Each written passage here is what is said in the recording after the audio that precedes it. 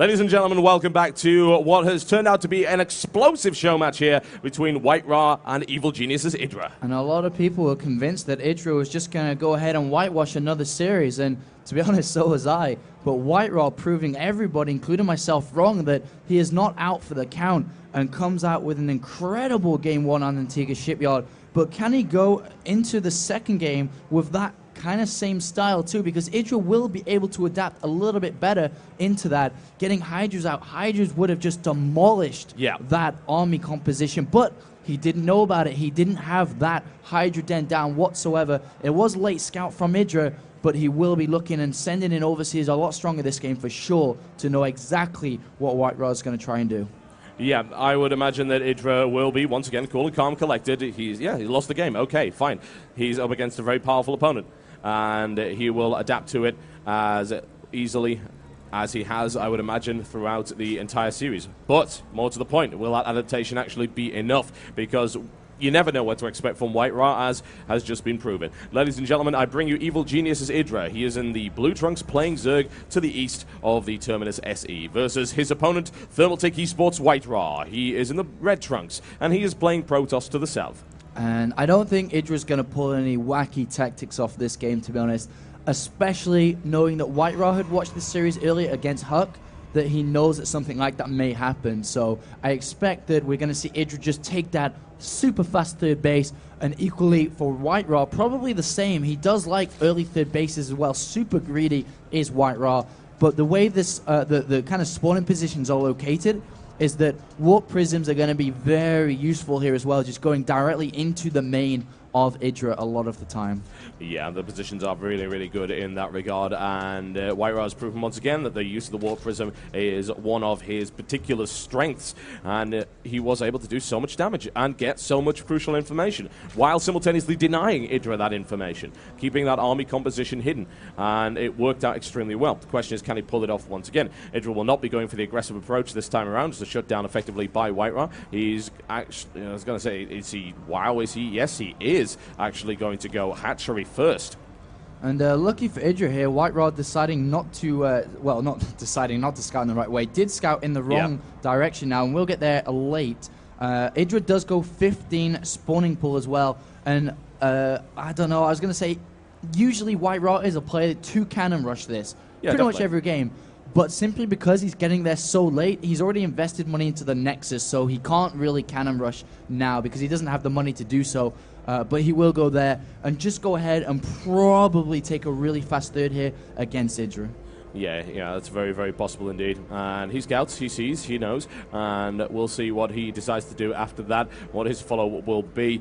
And I have to wonder how smart it really is to get extremely greedy against him. But whoa, hello, what are you doing? That would be grabbing an incredibly fast third. And when I say WhiteRa is greedy, this is the greediest thing I've ever seen him done. Taking a 4-minute expansion at third base. 3 minutes 40? That's incredible from WhiteRa. And he's going to have a sick economy going into... I cannot stress that word enough. The amount of probes he's going to have from 3 Nexus and 3 Chronoboost is going to be incredible. And the one good thing for IdrA is that because of his spawning location, we have an Overlord already heading towards that third base, and he may spot it, depending on if he goes all the way into that third base. And if he does, I'm quite sure that IdrA's not going to sit back and take a 4th base. He's going to try and break this down really fast. We may even see something funky come out, such as Hydra drops or Nidus or something along those lines. Yeah, IdrA will most likely see this unless he decides to take a turn, which he is not doing. There we go. He has the visibility of that, and he's thinking, whoa, that was quick. Now, how can I punish it?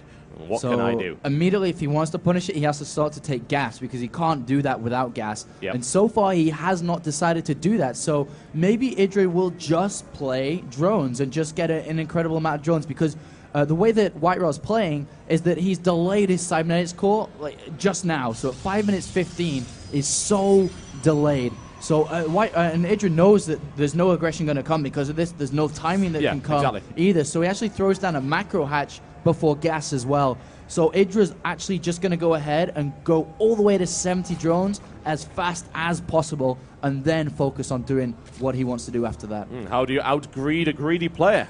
Well, you do that. It's as simple as. And I have to wonder if that'll work out. WhiteRa, of course, cannot really apply any pressure right now. There's no means to do so. But it's risky. You never know when WhiteRa can break out something a little interesting. And he's just... The words aren't even working. What can I say? It's been 3 days. You take over. WhiteRa did send a probe to go and scout the third base to make sure it had finished. So actually, he knows that no aggression is coming right now. He does decide to build a Stargate, actually, and it's in range of the Overlord, which is a little bit surprising. I'm not sure if WhiteRa actually saw that Overlord anyway. I don't think so. This is going to be instantly countered, and we may even just see additional queens been added on as well from IdrA, and that may not work out so well. But I think what WhiteRa should probably focus on doing is sitting on 3 bases, getting up a really nice army, crawling to the 4th base, and then start to throw stuff at IdrA. Because with this Stargate, I don't think he's going to be able to achieve too much from it, especially seeing that IdrA has seen it and is now going to layer himself. He may decide to go, I don't know, he may decide to go Hydra from here, even seeing it straight off the bat. Yeah, it depends what WhiteRa decides to do with this. It's going to be a WhiteRa. I was thinking, if it's a Phoenix, then at least he can discover that Overlord was there and then just transition into something else. But WhiteRa does make things a little bit risky. It is in full view of IdrA right now. Evolution Chamber has now just gone down in response. The Evo Chamber, considering the positions, and the Spore Crawlers are not going to be up in time to deal with this first Void Ray here, but if IdrA were to pull back a Queen from the natural, he should be able to take that out. Yeah, the only problem with doing that, though, is he's going to slow his kind of lava injects down, and so he'll have a lot of money, won't be able to build anything. And Phoenixes are the follow-up to this as well. And WhiteRa's probe count is at 58 at 8 minutes 30. That is so high for Protoss versus Zerg. And in comes this first Void Ray, a single queen so far. An extra queen is being made as well as Spore Crawlers going down. Yeah, he's going to try and focus fire on that queen, of course, try and bring it down. The Phoenix is here to lift it up as well. That's his follow-up. Another Phoenix to come in, and that's quite common, honestly, against Zerg to go with a single Void Ray and the Phoenix. The problem is the Spore Crawler's out now, which means that he wasn't even able to assassinate that queen. Void Ray traded, at least it stayed alive, but he was only able to kill the Overlord, and now the Hydra Den comes in to shut this down. And you did mention the possibility of Hydralisk drop. Yeah, Ventral Sax is on the way in. Basically, IdrA's going to be looking to drop onto that third base. But the problem is WhiteRa has 5 gases now with this third base as well. And he's going to be able to have so many different options. That's the way that Protoss likes to play. As soon as they have a lot of gas, they can do literally anything they want to. And he's going to have so many options to counter this. He's already going up for a decent gateway count. Robotics facilities added on now as well. And he can observe into this and find out where the Overlords are placed. And so on. But at the same time, I think we are going to see a very similar style as the Twilight Council has been thrown down once again, and he will want to continue into +2. The second robotics facility going down, so we are seeing very similar. Does he opt to go Immortals, or will he go Colossus? And banking on the last game, we might just see Immortals, but no, the robotics bay does go down, and we're just going to power up to that Death Ball, slowly take that 4th base, and then look to engage into IdrA. Yeah, good idea, honestly. Using the same strategy twice, especially considering his opponent happens to have a Hydralisk Den, and that was scouted by the Phoenixes. They went in for a little bit of harassment. Unfortunately, one was destroyed as it stuck around the Spore Crawler a little bit too much with the lift. And this 4th base has been successfully denied and cancelled by this single Void Ray. Oh my, time to leave. I heard Elfie's cat in the room just came in, but the Hydras do chase it away. And that's not very nice for IdrA because he's playing 3 base versus 3 base. The probe count is at 75 compared to the drone count at 70. And here is the lift up of all these Hydras. Where is that observer? It's actually, where is it? I'm looking at his vision. I don't think it's actually been constructed. It's just about to pop out, actually. Yeah, he doesn't have it. A single Phoenix on this right-hand side, though, may be able to scout it. And WhiteRa does have... the Colossus production's only just started, and he may be in trouble. He may lose this third base to this Hydra drop. He doesn't have enough gateway units. All the gateway units are coming back to help defend against it. The Colossus is important. The probes are being pulled off. Yeah, and at least he's not going to lose any probes really there, and he's going to just chrono boost that Colossus. He's going to really lose that third unless IdrA decides to not focus on it, which of course he's not going to do. He's going to destroy that. It is possible, of course, to simply rebuild that if he's able to clean it up once the Colossus come in there, but I'd imagine IdrA will just want to get out of there. And the Void Ray actually kills the expansion again, doesn't get cancelled, it kills it. At the same time, WhiteRa is expanding to the center of the map, which has gone unscouted so far. 4 Zealots killing the Queen in the main base as well. WhiteRa on top of things, but with these Hydras returning to the home base, they will get cleaned up. Yeah, a nice little bit of double harassment there by WhiteRa. He's only managed to kill 2 workers, but again, it's about killing the queens. It's not about killing the workers and forcing IdrA to misinject, making sure that his army is much smaller. And of course, a little bit more supply blocking going on here for IdrA as well. Quite a severe one with another Overlord picked off. And WhiteRa is not going to let up in this harassment. He says, well, okay, I've lost my third. You know what? I don't care. I'm going to take this one at the front here, and then I can re-expand to the back. I'm confident my army is large enough. I already have 3 Colossi on the field. I'm building it 2 at a time. There are 3 Corruptors on, and he's looking for 4 more now. I'm interested if he actually will re-expand to the back, actually, because the minerals are relatively low anyway, and then we also have the gas. Oh, look at this. Warp Prism is going to get taken down by these Corruptors. They are faster than the Warp Prism here. Especially without the upgrade, so they are going to go down. Yeah, and looks like the Zealots are going to get killed as well. He wasn't able to get in there. That was nicely cut off there by IdrA with a Hydralisk Force there. In the meantime, an attempted Zergling drop right here, being denied by this force in the center. It's trying to flank around and perhaps drop into the third to rush the natural.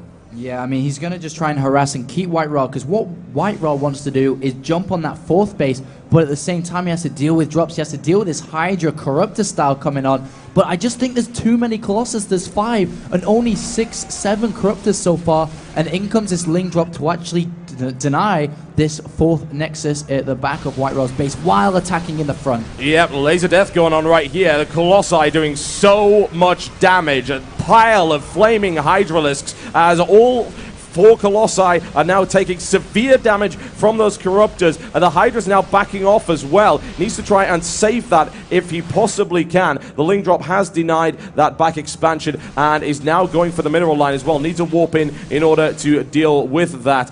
And the question is, was that a good trade? It's not that good of a trade for IdrA simply because he hasn't got the 4th base up and running with gas, but these Lings are making everything worthwhile at the moment. They're harassing that natural into the main base. WhiteRa is not mining from gas either on that natural now simply because of this Ling harassment. Yeah, he needs to deal with that immediately. Warps in the Stalker, which is not able to do much, using the whole position command once again to try and do damage to the middle line, but he's going to clean that up. Huge engagement in the center of the map. And here it goes. It's going to crash down on him at any moment. What's the Colossus count? It's only at 1. These Hydras are going to tear these Stalkers apart.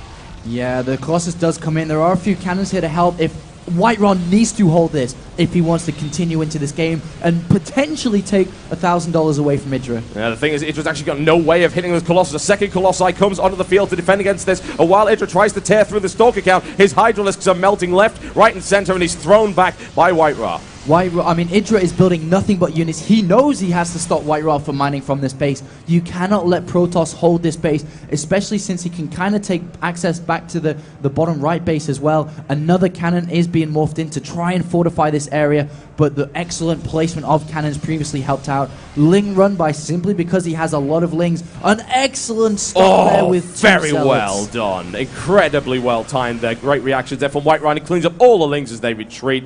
WhiteRa looking so strong through this entire series. The thing is, it's not over yet. No, it is not. For IdrA, and it's not over for WhiteRa either. Another storm of units is on its way, 30 seconds away probably before it comes crashing down again. But WhiteRa has built 3 cannons now to help in the center of this location, and a Warp Prism is on its way into the main base of IdrA as well. And IdRA's army is in the center of the map, and more importantly, the Corruptors. But the Corruptors smell it coming, and they are coming back to help defend. Yeah, 1 Corruptor there. He'll be able to drop all 4 Zealots to once again try and assassinate the Queen. That seems to be his way of doing things right now. He's trying to chase it away, but the Roaches move to intercept. IdrA is not going to fall for that same trick over and over again. A little bit of harassment going in there. A couple of probes killed. Certainly not worth the investment, though. And 4 cannons now to fortify that middle area. That is pretty much it. IdrA cannot break that.